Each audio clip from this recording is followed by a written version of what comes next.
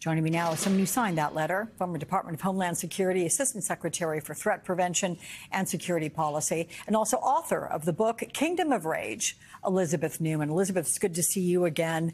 So, for the record, in recent interviews, Donald Trump is denying the accusations that he's a fascist and that he's the opposite of Adolf Hitler, so he says.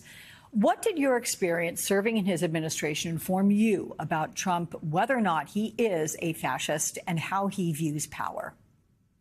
Well, it doesn't surprise me that he would deny it, in part because I don't think he probably knows what the meaning of the word is. He doesn't have a good grasp of history.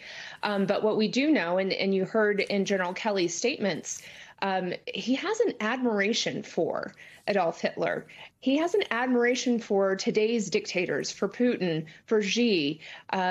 He has this weird kind of obsession with them, and it kind of also comes out in the way that he would dictate orders. And then when somebody would come back to him and say, "Sorry, sir, you're not allowed to do that," he would get frustrated. He seemed to really think that by becoming president, he would be all powerful. And he, and on a number of occasions, especially early on in 2017, would remark that he had a lot more authority as a businessman than he did as president of the United States. And as we now know from how he governed his businesses, kind of flouting the law there too, he doesn't like abiding by the rule of law. And so the reason I and many others have been sounding the alarm here is when he starts saying things like he's going to use the military and he's going to use the National Guard in our streets to be able to enforce his orders, whatever his plans are. I think you need to take that seriously. He actually wants to do that, and there will be no General Kelly's telling him no this time. Yeah.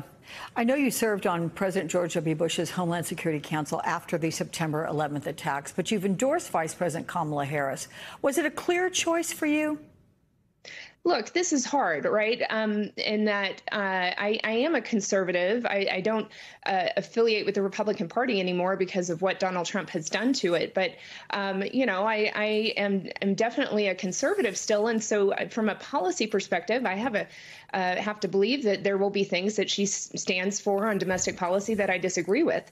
But that's not what this election is about. It's a luxury to debate policy. At this point, we have one candidate who is competent and has the character and integrity to take that oath of office and carry that oath of office out. And we have another candidate who has already proven that he will not keep the oath of office, that he will lead this country to more division, to violence, and will overthrow the Constitution if it gets in his way. So if you're casting your vote and you're struggling, like maybe you're a conservative or a Republican like I am, and you think, well, I don't like some of her policies, I would encourage you to understand that this is not that election. This is not an election about policy. This is an election about preserving democracy. We can fight the policy issues on another day. The Senate is probably going to be held by the Republicans, so there'll be constraints there as well. But there won't be any constraints on Donald Trump, who will flout the rule of law. Elizabeth, stay with me right now. I just want to take our viewers right now. This is to Portage, Michigan, and this is a doctor's office Kamala Harris has taken there to continue her sustained focus on protecting women's reproductive freedom, gathered there health providers, some medical students, and she's going to discuss how Michiganders' reproductive rights are directly threatened by Trump's plans. Let's take a quick listen in before we turn to our conversation with Elizabeth.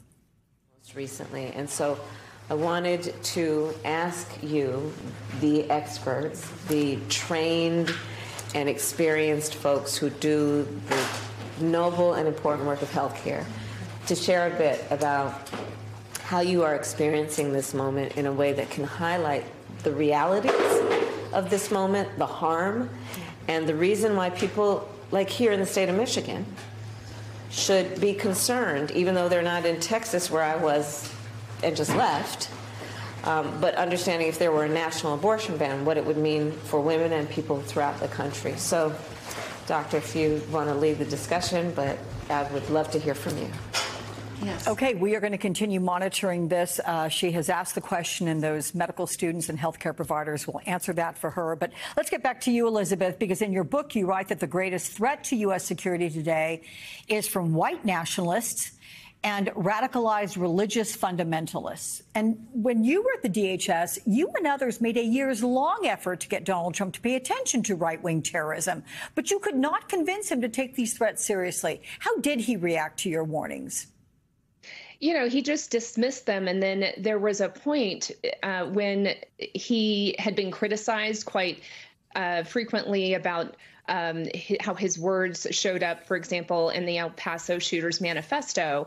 And that the moment that he started to receive criticism, I suppose Charlottesville was the other moment where he received a lot of criticism for saying that there was good people on both sides. Right. And as much as you would try to educate him on here's where the threat is coming from, or here's what we need to do about it, all he could do is kind of, it was like a trigger for him. He just would go on to defend himself. And you're like, can we just set that aside and focus on the threat here? And it was always about him.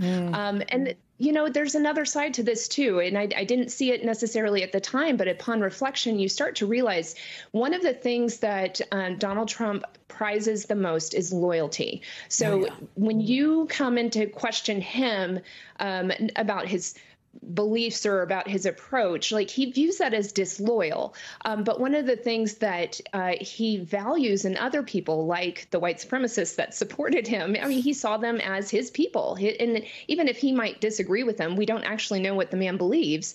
He certainly sees them as a core part of MAGA, and he knows he doesn't want to lose that block. So he would often encourage and incite things that like dog whistle to them, and they would perceive that as coded language directed to them. We certainly saw that in 2020 during the election period and in the lead up to January 6th. There were a number of domestic violent extremist actors that showed up on January 6th because they thought their president called them there. Remember, stand back and stand by.